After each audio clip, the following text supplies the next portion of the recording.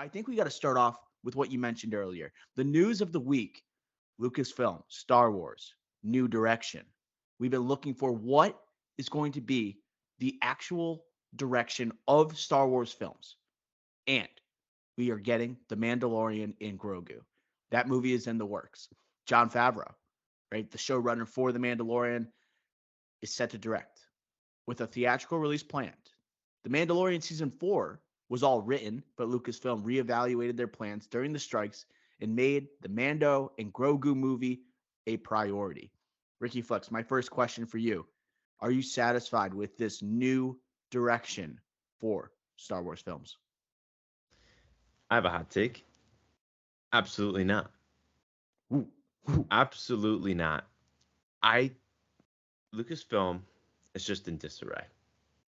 This is the safest play they could have done, in my opinion. This Daisy Ridley Ray movie was supposed to be the start of this next phase of movies.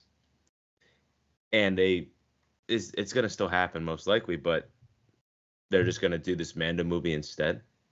And the season 4 of Mandalorian was already like written, right? Like it was already in play. But to make this into a movie just tells me the dysfunction of Star Wars, really. And this whole movie slate shows everything going on within Lucasfilm. And this is a safe play after that last trilogy, after Rise of Skywalker, where they need to come back strong in the box office, and also with fans. Fans are down right now. And yes, The Mandalorian, when that came out during COVID, season 1 and season 2, that was great. But season 3, that was a letdown. And most of the shows have been a letdown besides Andor, I would say, and seasons 1 and 2 of The Mandalorian. Ahsoka, I don't know. I think it's okay. It was good, not great, in my opinion. So I think this proves that The Mandalorian and Grogu are the most powerful IP within the Star Wars universe right now. And they're going to rely on that for the box office. So this movie has to really come out strong at the box office. And if it doesn't, then this quote unquote safe play is again, I think they would have to wipe out everything from the Taika Waititi movie to the Donald Glover Lando movie, the Sean Levy movie, the James Mangold Dawn of the Jedi type of movie. They would have to wipe out that slate and restart, in my opinion. When I was looking at this news and I was digesting it, I thought this is the most dangerous safe play of all time. And what I mean by that, you're right. It seems like Mando and Grogu, that is the strongest current IP for Star Wars, but it's all from television. It's all from streaming. And you're taking the strongest IP you have because you haven't released any movies. This is the most successful character that you've introduced from Lucasfilm, probably since you gained the Star Wars property. Disney has gained Lucasfilm. I don't know if it's going to translate to the big screen, right? What does streaming numbers mean compared to theatrical numbers, compared to box office? If I was Lucasfilm and I wanted to get a movie off the ground, out of the slate of movies that you just listed, where I would have started and what I would have put into production immediately, James Mangold's movie, Dawn of the Jedi, right? Taking a different, way different, like thousands of years potentially, or 100 centuries. I'm not sure what the exact time date for his movie will be, but going away from the Skywalker saga, you can potentially spawn, I should say, a new trilogy for Star Wars. And you can introduce new theatrical characters that we may not be familiar with, that don't have as much pressure to succeed. And you got James Mangold doing it. I don't think having a Mando and Grogu movie is going to necessarily move the needle like it did for television on the big screen. And that's what it keeps coming down to. It's just you have to start fresh. And it felt like they looked at the numbers. They looked at the books and they saw the numbers that season 3 of Mando did, despite being lackluster. Yeah, I get it. Because maybe critically, it didn't do as well as the first 2 seasons. They might say, oh, we got to spice it up a little bit. We got to raise the stakes, put it on the big screen. I get that. But is it a wise decision for the first film since episode 9, right, for Star Wars to go with Mando and Grogu? I'm not so sure either, Ricky Flux. I'm sort of with you here, but I don't want to see Taika Waititi's next film as the first film since The Rise of Skywalker. I don't want to see Sean Levy's film as the first film since The Rise of Skywalker. I don't want to see a team up of TV characters as the first film, right? I want it to be something fresh, something new, and that's what James Mangold provides. That was the direction I was hoping for. So, as much as I love The Mandalorian, and it doesn't have the human element, right? When you have not necessarily Pedro Pascal in the suit the entire time. You have Baby Yoda and you got a puppet, right, going on and being the center of a movie.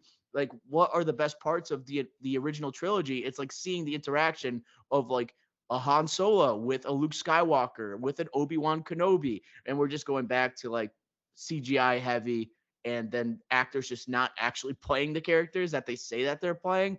I'm not in on it, Ricky Flicks. Yeah, and like Star Wars, like, you know, when you look back at the original trilogy, it's like, all right, like who's your favorite Star Wars character? Han Solo, Luke Skywalker. Like you identify with the characters. And here, like, are you gonna identify with Baby Yoda or the Mandalorian where you don't even see his face?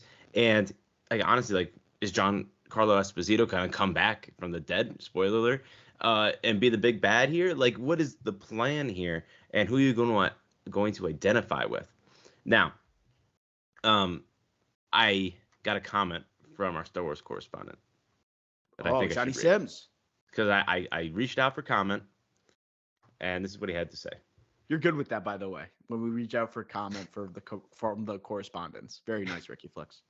So Johnny Sims, I'm confused. We were led to believe that it was going to end with the Mandalorian movie, but now they're saying there's also going to be a season 4, and the movie that just bridges that gap. I'm excited, but it feels like they've handled the show and the characters kind of poorly after a very hot start.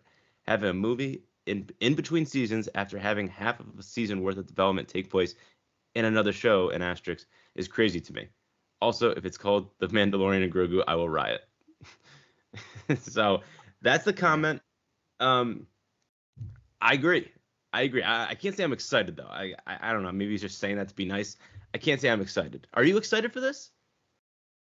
I love The Mandalorian and I love Grogu, right? But I agree with Johnny Sims when he says they have not handled both those characters properly ever since season 2. And people argue that they haven't handled them well since season 1. And what it all comes down to it for me is that TV should remain TV, right? You cannot just look at the books and say this is going to do numbies at the box office. That's not necessarily true. And you have fans like Johnny Sims who have somewhat boycotted Star Wars material on Disney Plus that have been awaiting for Star Wars to return to the big screen. And this is what we're getting. It's this connectivity, this Marvel-esque type of announcement, right? Where you're going to have to like look back and see the journey of Mando and Grogu. If you're not all caught up on it, if you haven't watched since season 1, if you haven't watched the show at all, and it's a continuity from what we've seen on Disney Plus. That is not the direction Star Wars should go. Right? They should start fresh, man. I'm telling you. And the most reliable director they have on the books right now, or at least to make a movie, James Mangold, and with an appealing story about the dawn of the Jedi and how it came to be, right? The light and the dark. This is what we want, right? This is what Star Wars fans are looking for, and not something where you have to do homework in order to stay on top of the next big film for Star Wars. I think it will be somewhat successful. Like, what do you think it would do at the box office? Mandalorian and Grogu movie. Is it hitting $1 billion? No. Let's just look up real quick. Solo, right? Like 470 mil. No, 400 mil. I bet it did. Solo box office movie. 390 million. 393. Okay? It needs to beat that. In this day and age, 2024, that was a 2018 movie. It would beat that, I think. It needs to pass 400 million easily, in my opinion.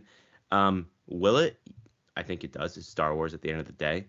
But will it be successful? Jon Favreau, of course, still here. Dave Filoni will have something of his hands on this, I'm sure, to kind of help out. But I think even box office alone, these fans, like, I don't know. I'll speak for myself. I've just lost confidence. And I think Kathleen Kennedy, again, a name that we bring up all the time. I think, I don't want to call out another person's job, but she's already on the hot seat. I think this is just another example of there's dysfunction and a lack of creativity, you would say. and also a lack of awareness of where you are. Just like look at again this dysfunctional slate of Star Wars. You have the Acolyte and Skeleton Crew this year for shows, and the Bad Batch maybe I don't even know. Then you have Andor season 2 next year, okay, and you might have a season 2 of Ahsoka, a Mando season 4, a Mando movie, all in 2025, 26. Okay, so that's like 4 to 5 shows and a movie, right? After that are the Daisy Ridley movie, TBD. The Dave Filoni movie about the government, the New Republic that is after the Empire's like implosion, right? That's still TBD. You have the James Mangold like we talked about, the Taika Waititi like we talked about, the Lando that we talked about, and the Sean Levy. That's 6 movies that are TBD in addition to this Mando movie. We don't have anything on a slate, and we don't have anything that we can like. I don't know. Like I love James Mangold. That's kind of why I'm interested and excited about that, and also the discovery of the Force. Besides that, like Taika Waititi, no longer a hot name in the streets. The Lando Donald Glover, we've already seen it, was okay, no longer hot on the streets. Sean Levy movie, no idea what it's gonna be, and he's not like a James Mangold to me, not hot in the streets. There's nothing that excites me about that slate. So for me, I don't know. I just think Kathleen Kennedy again, job should be put into question. I will say, when you say names like Taika Waititi and Sean Levy, why I'm not excited for that, and then hearing that Mando and Grogu are like is like the next movie for Star Wars. Something with the original trilogy, there's something a little bit. It has like young person's appeal for sure, like heroes, villains type of vibe. But also there's some like sophistication, there's some maturity with those type of Star Wars projects that we look back on. The allegories to like fascist dictators, empires that are trying to be blown up, and the government, the politics of it all. And it seems like when you greenlight Mando and Grogu, it's just you're just trying to reach a young audience. Like well, there's no sophistication when you have no relatable characters, no human characters in these movies. That's where I'm just like, man, this does not feel like old school Star Wars. Like and you don't necessarily want it to be directly right like or like comparable to old school Star Wars, but there is a certain vibe you got to hit, right? And I think there has to be like you have to draw older audiences because they are the ones who grew up with Star Wars. You have to connect. You can't just be putting baby Grogu up there for a bunch of 16-year-olds. Right? You know what I mean by that? There's got to be, and that's why it's like James Mangold, and it's supposed to be like a similar to like a Ten Commandments, and it's supposed to be right, like people leaning morally corrupt, like becoming morally corrupt. Like I think that is appealing to me. And it has, like I said before, just a more mature vibe. Like that you reading that slate, I'm like, that Taika Waititi movie, I bet that's never hitting a timeline. That Sean Levy movie, I think it really depends on how successful Deadpool 3 is, right? And I think those movies, like they announced them because of the hype of these directors and what have they done lately. And then like their next movie comes out and it bombs, and it's like not what OG Star Wars fans are looking for. They're playing too much to the new wave audience when it's really the OGs that are going to be going to theaters. Those are the people who go to theaters. So I don't know. I think it's a miss with the announcement for sure. Yeah, and I just agree with you. And one last thing would be, what's like the best Star Wars thing that like we that everyone can agree on, like in this recent slate post Episode 9? What's been like definitely a home run, and that's Andor season 1. As in quality wise, Critically. it was there, but that still struggled to get viewers, Right. right? And it was on ABC for God's sakes. They put it on cable because they were struggling for viewers on Disney Plus. So for me, it's like they're even with a Tony Gilroy behind that. Andor was great. They still care about, hey, we have to get our money in, right? We have to Mature make vibe money. too. That was a mature vibe. Yeah, and a mature vibe. Good point. So that's why, again, this is a safe play, a safe bet using the Mandalorian and Grogu. Again, attracting a wider audience, less of a mature vibe, and again, putting it out at the box office. A TV show, again, with a TV show where this latest season was lackluster to say the least, and we're moving it to theaters seamlessly. It seems like. I don't think it's going to be as seamless as they think. It's most predictable that Disney would greenlight this movie. You know, if it was in the hands of another studio, I don't know if they do Mandalorian and Grogu, right? But it's the cute factor, the young person factor that it has, that it's just this is what you expect when Disney acquired Lucasfilm. Like it's just not shocking whatsoever. We'll keep tabs on it, Ricky Flicks, as production goes underway. Who might be appearing, maybe from the television series on Disney Plus, and so forth. But we'll in castings, we'll go from there.